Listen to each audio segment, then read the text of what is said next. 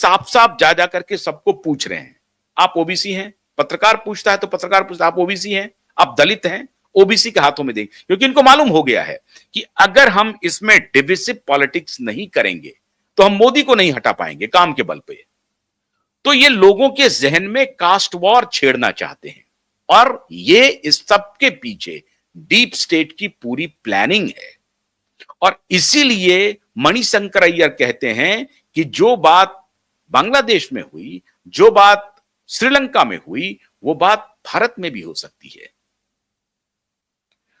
मोदी से ये डायरेक्ट आमने सामने चुनाव में नहीं टकरा पा रहे हैं। इनकी अपनी नाकामियां, इनकी अपनी कमजोरी की वजह से जनता इन्हें तिरस्कार कर रही है। इनका 65-45 वर्ष तक ये शासन में रहे, उसके बाद अगर जनता इनको बाहर भेज रही है, तब भी इनको पच नहीं रहा है कि तीसरी दफा बीजेपी की सरकार कैसे बन गई है, और अब 20 साल बीजेपी सत्ता में कैसे आ जाएगी। ये गांधी परिवार को, कांग्रेस को नहीं, कांग्रेस के अन्य लोगों को नहीं, वो तो ठीक है, एक बार हम हारे हैं फिर दूसरी बार देखेंगे, लेकिन एक जो परिवार है, इस परिवार विशेष को यह बात बर्दाश्त नहीं हो रहा है कि कोई गैर कांग्रेसी पार्टी इतने दिनों तक सत्ता में रह जाएगी। अब इसके लिए हमको देश को तोड़ना पड़े हम तोड़ देंगे, समाज को बांटना पड़े हम बांट देंगे, लेकिन बाय हुक एंड क्रुक हम समाज को उस हालत पे लेके चले आएंगे जहां हेवायर हो जाए, जहां सब कुछ जो है सो बिखर जाए, और इस बिखराव में हम अपना माल समेट लें। प्रियंका गांधी के खिलाफ सीरियस एलिगेशन है। राहुल गांधी के और सोनिया गांधी के खिलाफ घपले साबित हो गए हैं। अब वो अदालत में साबित होना है, सारे डॉक्यूमेंट्स हैं प्रूफ के हिसाब से, जिसे ये लोग कहते हैं ईडी का।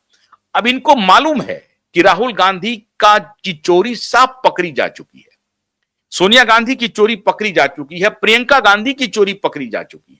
इनको जेल जाना तय है। ये सिर्फ जेल नहीं इसलिए जा पा रहे हैं क्योंकि ये गांधी परिवार के हैं, इस परिवार के हैं, और ये फिर ये लोगों को ये गुमराह करेंगे कि हमें गलत फंसाया जा रहा है। आईने की तरह साफ है ये, साफ पानी जिसको कहते हैं ना, समुद्र के नीले पानी की तरह, जिसमें आप सैंड को देख सकते हैं, बालू को देख सकते हैं, उस तरह से राहुल और सोनिया गांधी का केस डेक्कन हेराल्ड वाले केस में साफ है, और प्रियंका गांधी का केस लैंड डील में है। इन सारे केस में इन सबके नाम आए हैं, इनको जेल जाना है। उससे बचने के लिए ये नाटक जाति का वॉर छेड़ दो, और इधर ये कम्युनल वॉर छेड़ दो, और इस सब के आगे अब ये हो गया है टैरिफ का वॉर।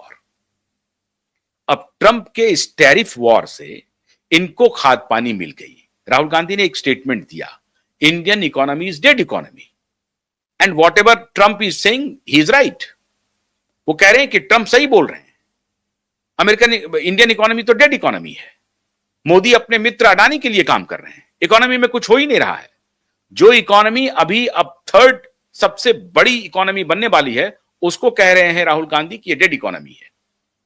ठीक है, राहुल गांधी को पूरा प्रेरोगेटिव है, अधिकार है बोलने का, वो बोल रहे हैं, लेकिन बोल क्या रहे हैं, किसकी भाषा बोल रहे हैं? अमेरिकी प्रेसिडेंट की भाषा बोल रहे हैं। वो यहां ये भी कह सकते थे, लीडर ऑफ अपोजिशन होने के नाते, कि हमारी इकोनॉमी में अगर कोई चुनौतियां हैं तो हम उस चुनौती को ठीक से देखेंगे, हम इंटरनली हम लोग कैपेबल हैं उस चुनौती को देखने के लिए। How come A president of US is saying that Indian economy is dead economy? This is not cup of T of Donald Trump, अमेरिकी प्रेसिडेंट। यह स्टेटमेंट आना चाहिए था लीडर ऑफ अपोजिशन की तरफ से कि यह हमारा इंटरनल मामला है, हमारी इकोनॉमी डेड है कि लाइव है, यह हम लोग तय करेंगे।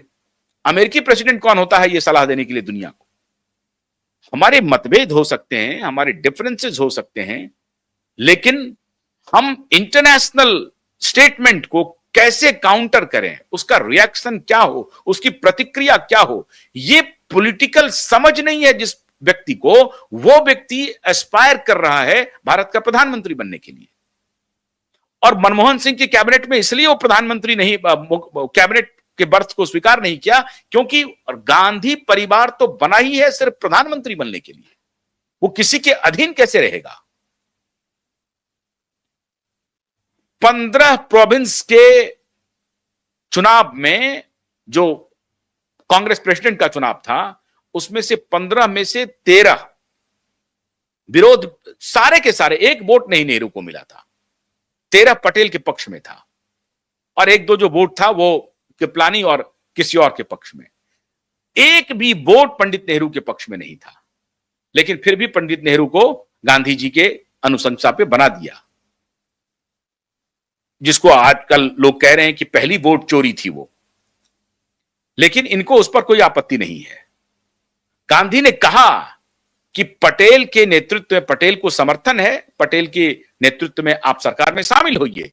नेहरू ने रिजेक्ट कर दिया, मुंह फुला के बाहर चले गए। नेहरू ने कहा कि अगर मैं बनूंगा तो प्रधानमंत्री ही बनूंगा, पटेल का नेतृत्व स्वीकार नहीं करूंगा।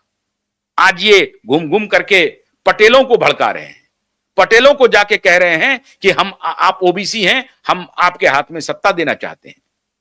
जिस हाथ में इनके दादा नाना नहीं सत्ता दिए, उनको जाकर के समझा रहे हैं, ये किसको मूर्ख बना रहे हैं। यह है कांग्रेस का इतिहास और इस प्रकार से राहुल गांधी काम कर रहे हैं। अब राहुल गांधी कह रहे हैं कि नहीं, हम तो इनके हाथों में सत्ता देंगे।